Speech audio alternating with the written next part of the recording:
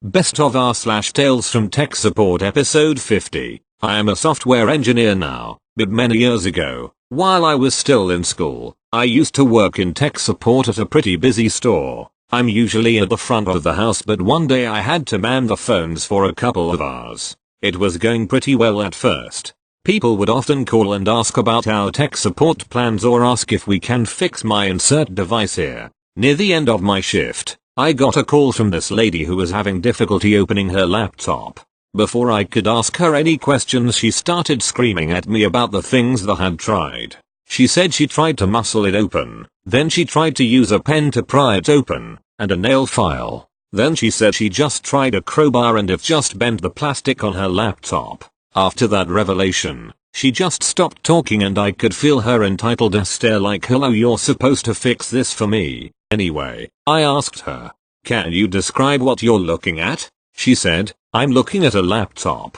In retrospect, it was really my fault for underestimating her stupidity. I said, can you describe the side of the laptop you're trying to open? She goes, I'm looking at two clasps on either side of the laptop. At this point, I finally realized she was trying to open it from the back of the laptop.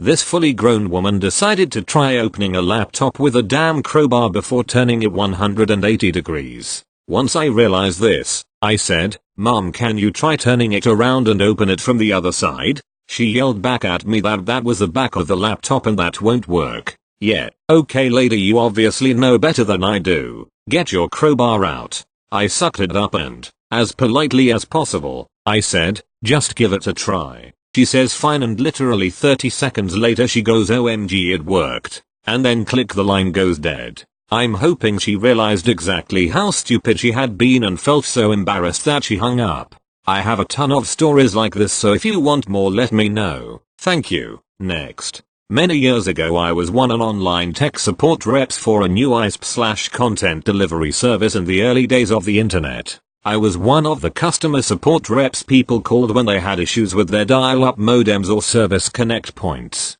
Most of the time the calls were straightforward and easy to solve. Except this time. I get a male caller with a strong southern US accent who proceeds to explain how he just received one of our installation floppy disks in a magazine and he was trying to access our news services but was noticing that the news wasn't updating. It was always the same news but nothing current. We have to follow a basic script which takes the customer through a set of steps that checks every potential point of failure. First thing I ask is whether he can hear the modem go through its connection sounds when he dialed in. Modem? What's a modem? I explain how it's a device that allows his computer to connect and talk to our service through a phone line. Figuring he had an issue with his modem if he can hear it dialing, I go through that troubleshooting whether it's connected to an active phone line, connected to rear back of the computer, etc. He tells me, I ain't got no modem. Quizzically, I ask him how he was able to access the system and see our news page. His reply went down as one of my funniest tech support moments of all time. I just put the disk in and typed DEMO and I was in. He was running our demo program. I had to then explain that he was actually running the demo program we also package on those installation disks and that what he was just seeing on his computer was a static guided tour of our service but it didn't actually get news from our service. Fortunately he got it from that point on and we hung up on each other forever, wrapped within my tech support history. Thank you. Next. When I was working in tech support, about 80% of my job was looking up a customer's plan and seeing if it covered the kind of damage the user had on their device. Whenever I tell people that the damage is not covered, most of the time people are upset. Rightly so, but not a-holes. I mentioned people are right to be upset when their damage isn't covered, so let me explain. My store sells a ton of equipment, laptops, cell phones, tablets, TVs, etc. If it has a screen or is an accessory, we sell it. We also provide protection plans for all of our devices which customers usually buy.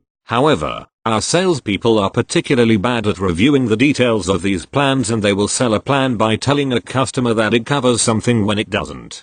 It also doesn't help that there is a lot of fine print on the plans. For example, a basic plan will cover fixing a phone with a cracked screen, but if you want to replace it you have to purchase an additional plan. So the salespeople will say the basic plan will replace your phone. This turns into my problem when customers come to me thinking they're getting a brand new phone and I have to be the one to tell them they're not.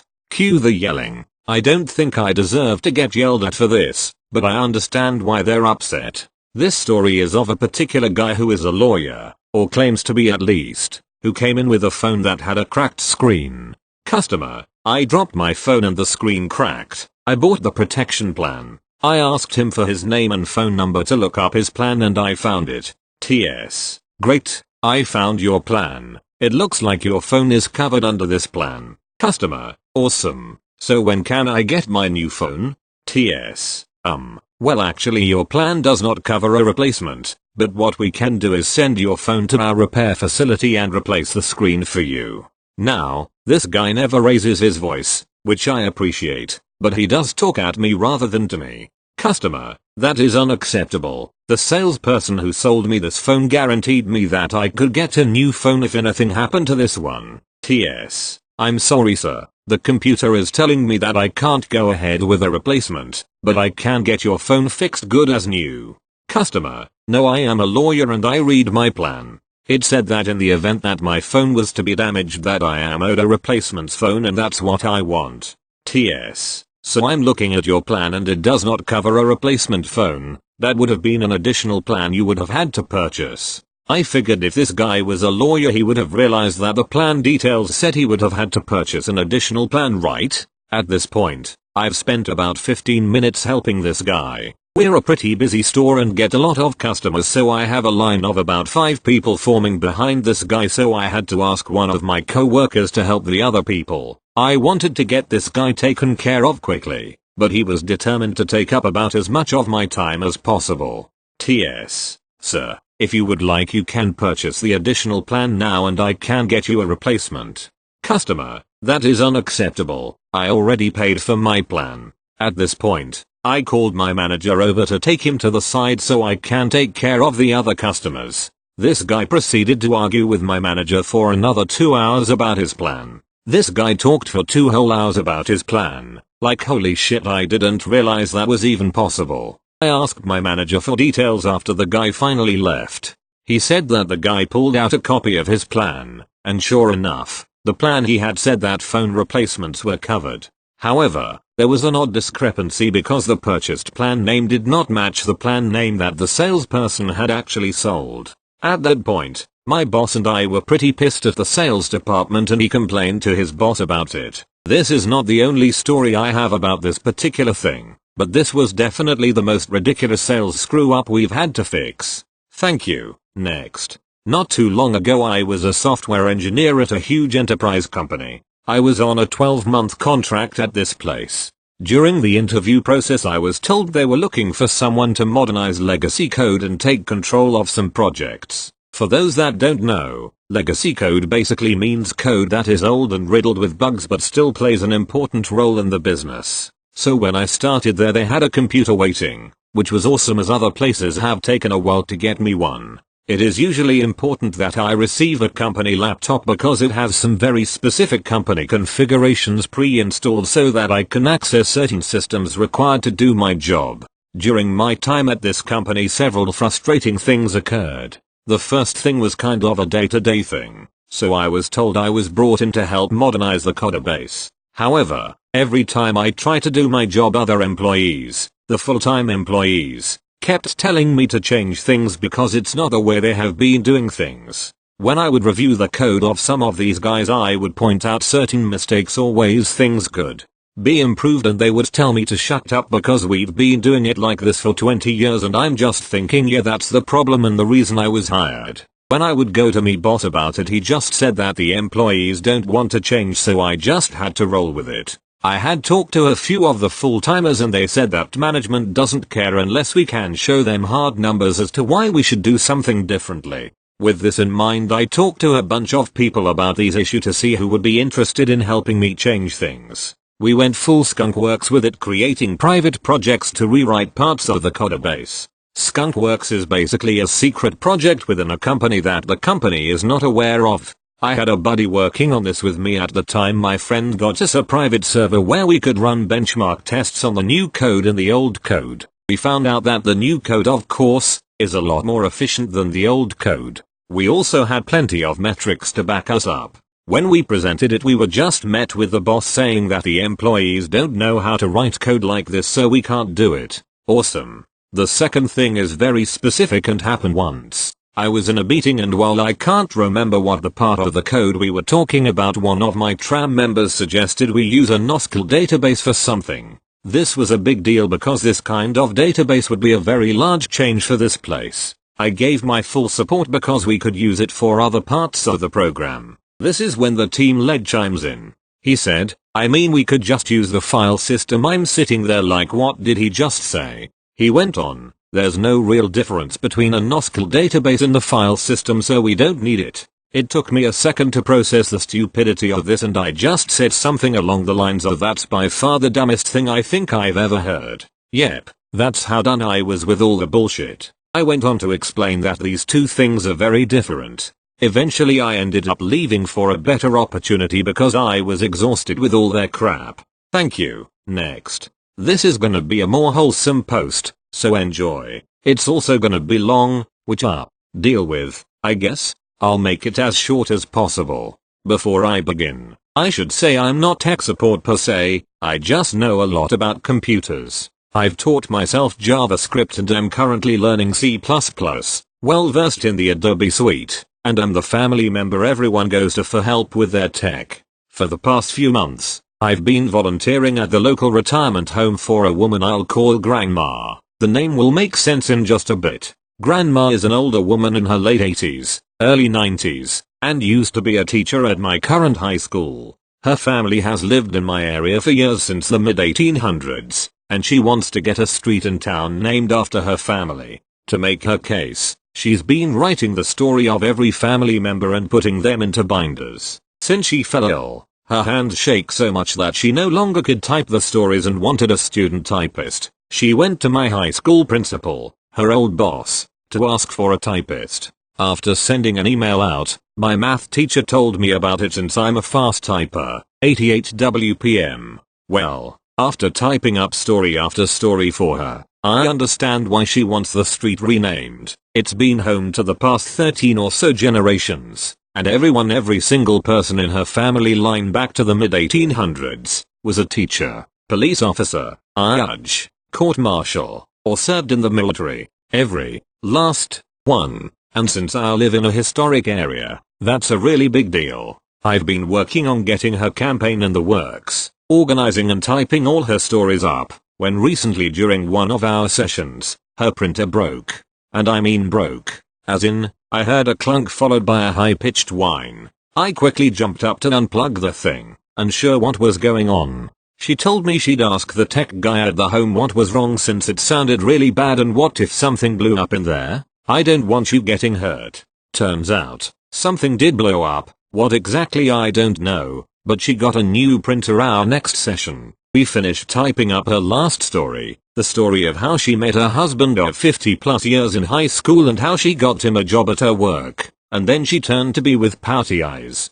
That's my last story. I sat frozen, too. I think it finally clicked with both of us that I didn't really have a need to be there anymore. I mean, I would for a while. We still have to sort things and present it to the board, but she had typed up her whole life. Imagine having every memory of yours typed and printed out in front of you, knowing you wouldn't be on Earth long enough to really add another. That binder is your life. It felt surreal. Sweetie, I just wanted to ask you something. Yes? Well, the doctors say I'm better and that I can go back to my home. It's 10 minutes away. Oh. Let me get my planner so I can get the address. I smiled, snatching my backpack and rifling through its contents. She looked at me, shocked. It's not an issue? What issue?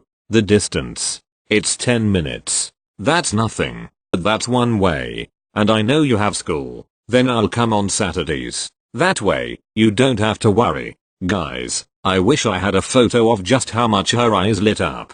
It was the sweetest thing I think I'd ever seen. She just silently stood up, which is hard for her to do, with her condition, and hugged me. She just laughed and hugged me. We shared a moment of just cuteness before we eventually got back to work and I turned to her new printer. So, ready to get this printed and added in? Oh, no, the blasted thing won't connect. What do you mean it won't connect? I know it has the Bluetooth to connect to my computer, but it won't read it. I also want to point out here, she used to work with computers for about 10 years before becoming a teacher, so she knows some things. She knew what Bluetooth was because of when she hooked up her first printer. I know that out of character for her age group, so I wanted to clarify that here. Curious about her issue, I opened up her settings and, sure enough, her new printer wasn't listed. So, I did what I always do with Windows computers. For those who don't know, you can go into the printer settings and have the computer basically troubleshoot for itself. That's a really crappy explanation, but it's basically a button you can press that makes the computer check a bunch of steps to see why your printer isn't being listed. I decided to try it, and she looked over my shoulder, curious. What's that? Excited to be able to talk about computers, one of my favorite subjects. Oh, this is called troubleshooting. It basically means when you try to figure out what's wrong with the computer. For example, I pointed to the screen, where it was doing a hardware check first. This program is checking the computer to see if there's an issue with the computer physically, kind of like the human body. It's seeing if the problem is a broken bone before checking the way the computer thinks. Oh, her face lit up. She pulled her chair right up next to mine, and as the computer did its thing, I explained what all the gobbledygook on the screen meant. She was just entranced in curiosity, like taking a child to a zoo or when you first pick up an instrument. It was as if she were 12 years old again.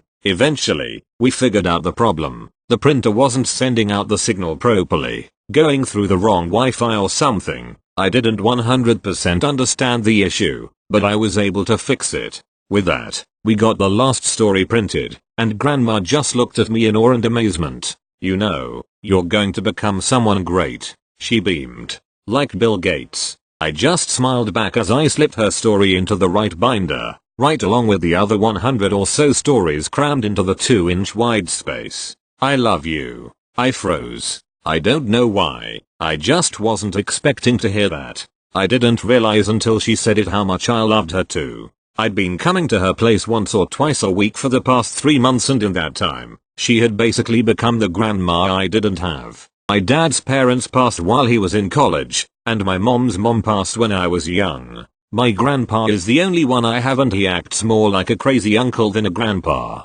So to have a grandmotherly figure, it was nice. It is nice. Before I could get out "I love you too," she continued. You know, it's so sweet that you're doing all this. My own granddaughters wouldn't do this. Now I want to point out here, her granddaughter is my age, but lives in another state about 1,000 miles away. She couldn't do it, but the fact she said wouldn't broke my heart a bit. Well, consider me a step-grandkid. I beamed, trying to cheer her up.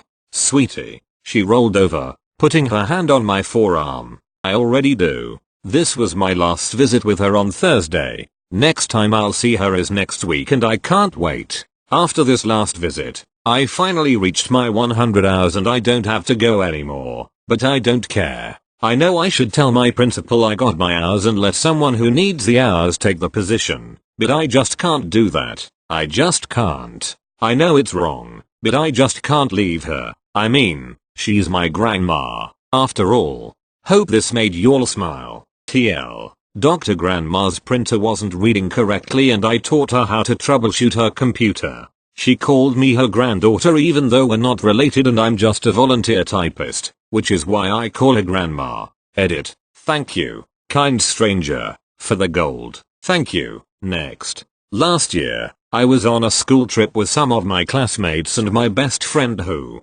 let's call him Jay, isn't the brightest when it comes to tech. Before the trip, Jay had just bought a brand new phone from a shop and he really cared for it since he paid it out of his savings. The trip comes and as we were sitting at a coffee shop with our classmates, I noticed that Jay's new phone had a blue layer over the screen. I of course think that it had to be the film over the protective glass he had installed at the shop he bought the phone from, and so I asked him if I could peel it cause it's so satisfying to peel them off. I was expecting a polite no from him and that he would like to peel it. Unfortunately the answer I got was from that. Me. Hey dude, can I peel the protective film of your phone? Jay. What protective film? Me. The blue one on your phone, didn't you notice it when you bought it? J. Nah man, this ain't a protective film, that's a UV protection glass. I looked at him thinking he was joking and I laughed a bit while he passed me the phone to see for myself. To his credit, the film of the protective glass didn't really have anything printed on it, nor did it have an indication on where to peel it, but still, the screen had a clear blue color all over it.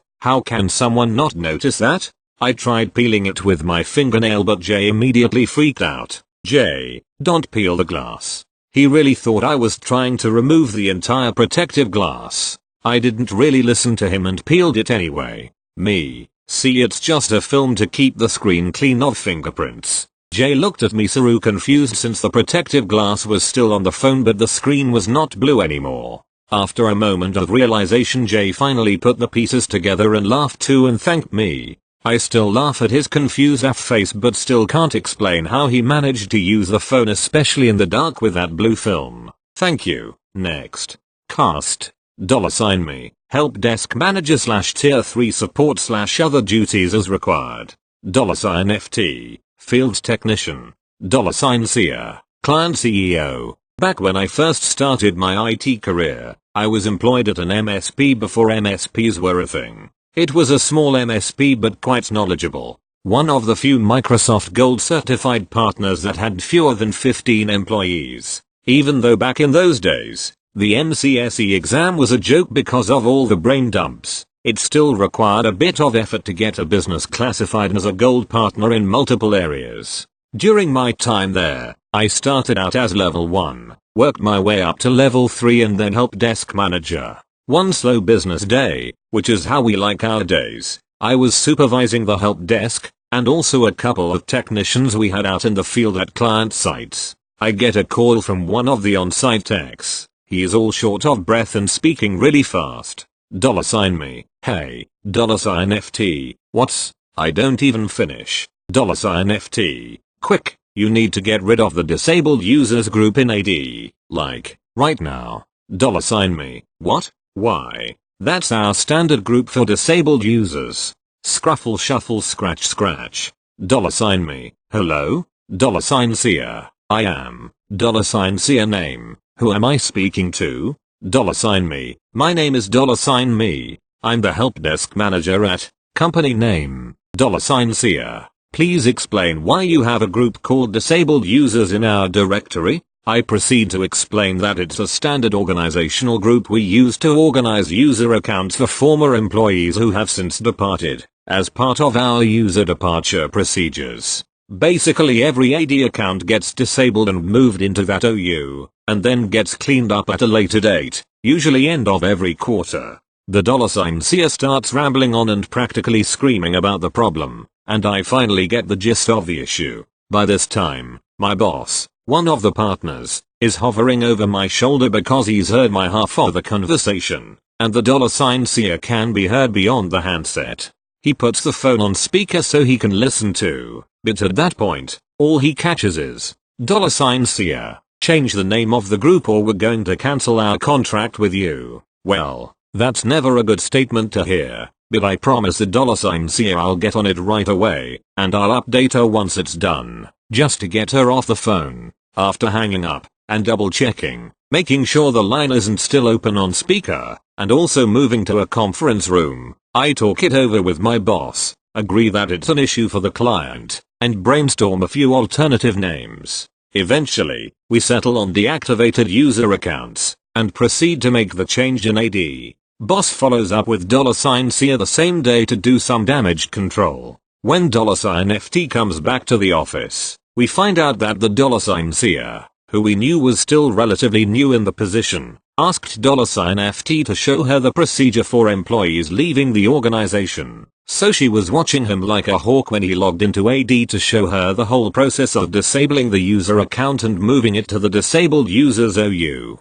And that's when the Charlie Foxtrot situation started. What's the big deal, you ask? The client was a large, non-profit health and support organization that deals specifically with the part of the general population that is physically handicapped, wheelchairs, walkers, scooters, bedridden, etc. As such, They employ a large number of said people who otherwise wouldn't be able to work anywhere else. The $CA thought we were being insensitive and discriminating against them by putting them in a separate, easily identifiable user group, despite us showing that all the user accounts in that OU were account disabled. Apparently, we're not allowed to use the word disable, at all in that organization.